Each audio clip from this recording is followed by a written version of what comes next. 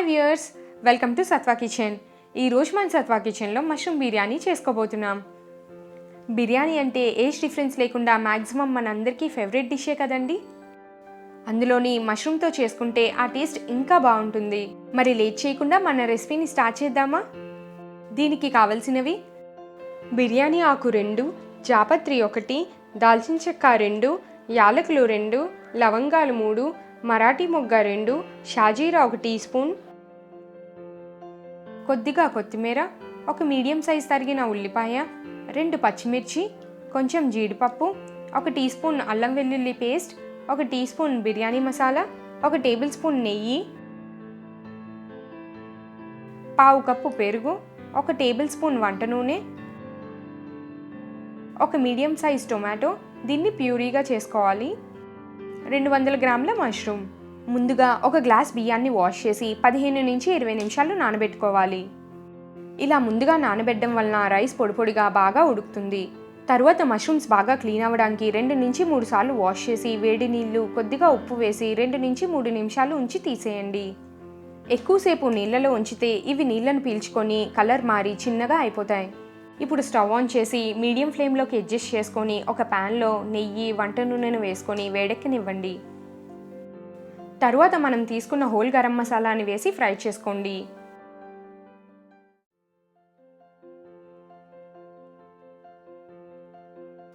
ఇది ఫ్రై అయ్యాక జీడిపప్పును వేసి వేయించండి. ఉల్లి, పచ్చిమిర్చిని వేసి గోల్డెన్ బ్రౌన్ కలర్ వచ్చే వరకు వేయించండి. ఇలా వేగిన తర్వాత అల్లం వెల్లుల్లి పేస్ట్ వేసి పచ్చివాసన పోయే వరకు ఫ్రై చేసుకోండి. ఇప్పుడు ఇందులో పసుపు, కారం, బిర్యానీ మసాలాని యాడ్ చేసి 2 నిమిషాలు ఫ్రై చేసుకుంటే సరిపోతుంది.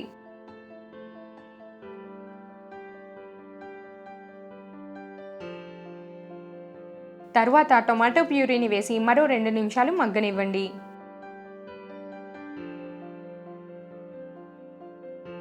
ఇది మగ్గిన తర్వాత పెరుగుని వేసి 1 నిమిషం ఉంచండి.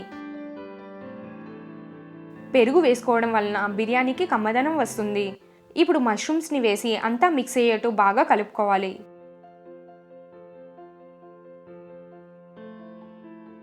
ఇప్పుడు కొత్తిమీర, తగినంత ఉప్పుని వేసి అంతా కలుపుకొని 5 నిమిషాలు మూత పెట్టుకోండి.